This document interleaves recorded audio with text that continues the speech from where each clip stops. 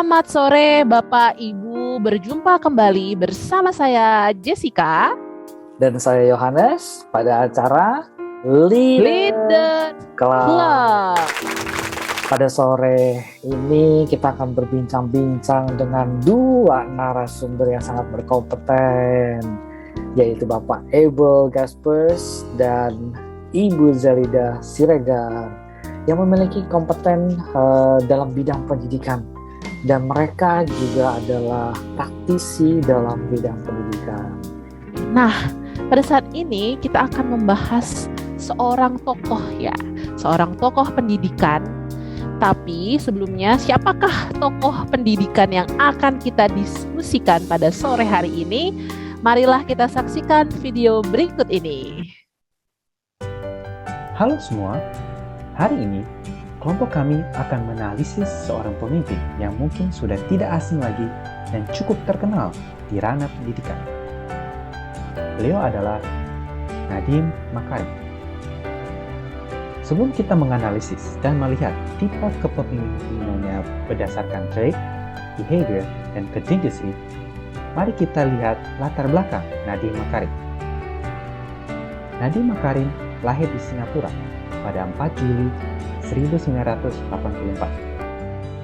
Ayahnya adalah seorang pengacara bernama Nono Anwar Makarim. Ayahnya menikah dengan Atik Al-Gadri dan bersama-sama memiliki 3 orang anak. Nadiem merupakan anak bungsu dari 3 bersaudara. Nadiem mulai pendidikannya dari SD hingga SMP di Jakarta. Nadiem kemudian melanjutkan pendidikan SMA-nya di United World College of Southeast Asia di Singapura. Ia kemudian melanjutkan pendidikannya di Brown University jurusan Hubungan Internasional. Dia kemudian melanjutkan untuk mendapatkan gelar masternya di Harvard Business School. Setelah menyelesaikan studinya, Nadiem mulai karirnya sebagai konsultan manajemen untuk McKinsey & Company selama 3 tahun.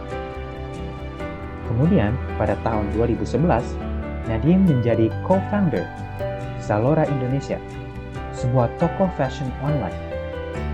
Namun, pada tahun 2010, Nadiem memutuskan keluar dari Zalora untuk fokus membangun startup sendiri, yaitu Gojek, aplikasi transportasi online, dan Kartuku yang kemudian berubah menjadi GoPay, aplikasi pembayaran cashless.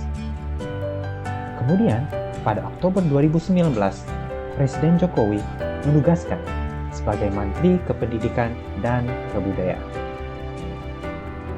Baik, Pak Abel, kita tahu bahwa pendekatan leadership kalau dilihat dari sudut pandang trait memiliki 5 komponen, yaitu intelligence, self-confidence, determination, integration, and sociability.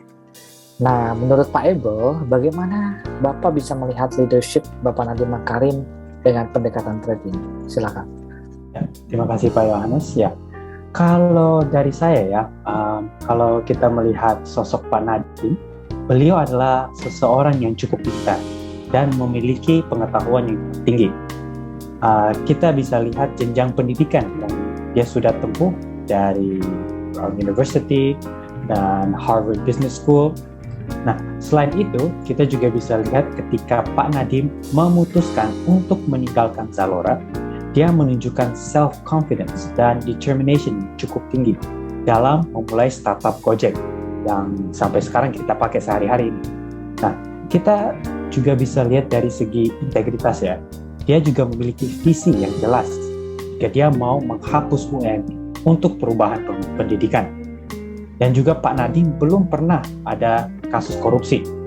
Dia orang yang berprinsip dan menjalani prinsip-prinsip tersebut. Terakhir, kita bisa juga lihat dari segi sociability. Kita bisa lihat ketika dia interview, dia orang yang ramah, bukan hanya ramah, tapi juga humble, down to earth. Dia orang yang approachable. He doesn't segregate himself from his followers. Dia juga pemimpin yang mau dengar aspirasi-aspirasi para pengikutnya. Wah, cukup menarik sekali ya bagaimana dari pandangan menurut Bapak Abel tentang trait ya. Nah, sekarang saya ingin bertanya kepada Bapak Abel, bagaimana menurut Pak Abel kalau dari sisi pendekatan behavior yang kita kenal ada 5 istilah dalam behavior ya, yang diperkenalkan oleh Blake and Mount dalam leadership grid. Dan menurut Pak Abel nih, kira-kira yang cocok dengan Bapak Nadiem itu gaya kepemimpinan yang seperti apa? Oke, kalau menurut saya ya, Pak Nadiem cocok dengan gaya kepemimpinan 9,9 atau team management, di mana concern for people dan concern for production dua-duanya tinggi. Nah, salah satu kebijakan Pak Nadiem sudah saya sebut sebelumnya ketika dia menjabat sebagai Menteri Pendidikan adalah menghapus UN. Nah, di sini Pak Nadiem menunjukkan concern for production yang tinggi. Dia mengutamakan profesionalitas dan penyediaan RPP, PPDB sesuai zonasi, dan pendidikan guru penggerak dan sekolah penggerak. Pak Nadiem juga menunjukkan concern for people yang tinggi juga. Nah, kita bisa lihat dari kolaborasi antara guru mata pelajaran, program Merdeka Belajar, dan juga pendidikan yang fokus bukan hanya aspek pengetahuan, tetapi juga pendidikan karakter, keterampilan, sikap, dan sosial juga. Baik, terima kasih banyak Pak Abel. Wah, penjelasan yang cukup luar biasa ya dari pendekatan dua sisi leadership. Baik, saya langsung kepada Bu Zelida. Bu Zelida sebagai guru di daerah paling timur Indonesia, yaitu di Papua, betul ya? Wow. Betul, Pak. Dan Ibu Zelida ini juga merupakan bagian dari guru penggerak. Wah, keren banget. Mungkin Ibu Zelida bisa berbagi pengalaman dengan para pemirsa di rumah. Silakan. Baik, terima kasih Pak Yohanes. Selamat sore Bapak Ibu semua. Saya mau berbagi pengalaman dari program yang dikeluarkan oleh Bapak Nadiem Makarim, yaitu program pendidikan guru penggerak. Nah, saat ini saya sedang menjalani program pendidikan guru penggerak ini. Tujuan dari program ini adalah melahirkan pemimpin pembelajaran dengan melihat kebutuhan siswa, lalu merancang pembelajaran berbasis Merdeka Belajar. Begitu, Pak. Selain itu, ada juga yang namanya guru berbagi atau guru belajar. Nah, hal ini kita bisa dapatkan, kita bisa akses melalui SIM PKB oleh semua guru di Indonesia. Wah, sangat menarik banget dan inspiratif yang Ibu Zelida sudah bagikan kepada kita tentang sharing kepemimpinan Bapak Nadiem. Nah, kalau sekarang Ibu bisa sharingkan kembali, kira-kira nih, kepemimpinan Bapak Nadiem ini kalau dilihat dari sisi pendekatan situasional di daerah Ibu tempat bekerja, bagaimana, Bu? Ya, untuk pendekatan situasionalnya ini ada 2 yang saya lihat dari Bapak Nadiem Makarim. Yang pertama adalah coaching, kemudian yang kedua adalah supporting. Nah, di coaching ini salah satu contohnya yang tadi adalah program guru penggerak dan ada juga yang namanya sekolah penggerak. Di sini program dari kementerian yang diarahkan dan diatur oleh P4TK, yaitu Pusat Pengembangan dan Pemberdayaan Pendidik dan Tenaga Kependidikan. Nah, P4TK ini akan mengcover atau melatih para instruktur. Instruktur membina para fasilitator dan fasilitator membina para guru pendamping. Guru pendamping inilah yang menjadi pengajar praktik bagi calon guru penggerak. Kemudian bentuk dari supportingnya itu ya adalah dana pendidikan untuk pengembangan sarpras teknologi di sekolah-sekolah yang menjadi prioritas utama. Contohnya dengan kondisi Indonesia yang saat ini dilanda COVID-19, Mas Nadiem mengeluarkan kuota gratis bagi pendidik, tenaga kependidikan, dan juga siswa. Selain itu, untuk mendukung proses pembelajaran daring, Mas Nadiem juga memberikan bantuan dalam bentuk Chromebook bagi sekolah-sekolah yang membutuhkan. Wow, luar biasa banget ya penjelasannya dari Bu Zelida dan juga dari Pak Abel. Kita sudah lengkap nih ke dalam 3 pendekatan leadership yang sudah dipaparkan.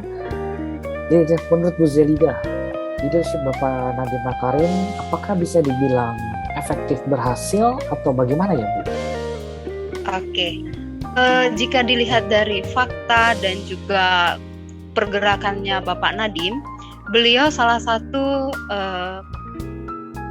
menteri yang memberikan perubahan atau pergerakan yang sangat besar.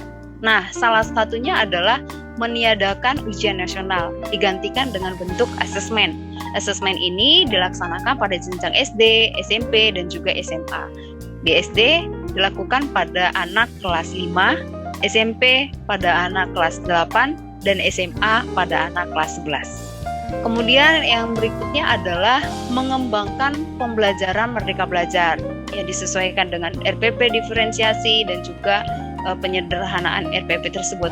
Hal ini sudah membuktikan sangat efektif bagi pendidikan yang kita alami saat-saat ini. Kemudian didukung juga dengan kondisi daring maupun luring, beliau memberikan bantuan-bantuan, perhatian-perhatian, dan juga solusi bagi masyarakat, bagi tenaga kependidikan, dan juga siswa. Jika dilihat dari keberhasilannya sedang mulai berkembang. Hal ini dilihat dari program-program yang sedang dilaksanakan, yaitu program pendidikan guru penggerak seperti menanamkan budaya positif, etika atau moral, dan juga keterampilan. Wow, cukup menarik sekali ya kalau kita dengar sharing dari Ibu Selida bagaimana merasakan keefektifan gaya kepemimpinan dari Bapak Nadiem Makarim sebagai Menteri Pendidikan yang sangat revolusioner dan bukan hanya mungkin di daerah Ibu Selida ya, tapi di seluruh Indonesia.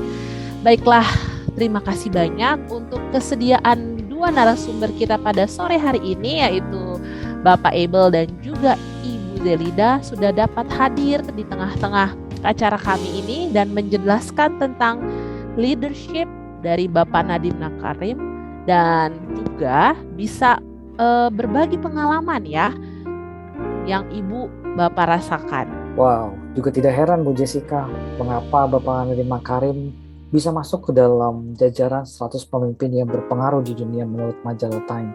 Jadi memang leadership-nya sungguh luar biasa ya. Baik, kita sudah di ujung acara. Kami mohon maaf bila ada kesalahan dalam bertutur kata. Saya Yohanes dan rekan saya Jessica. Sampai jumpa lagi di talk show Leaders Club berikutnya. Bye. Bye.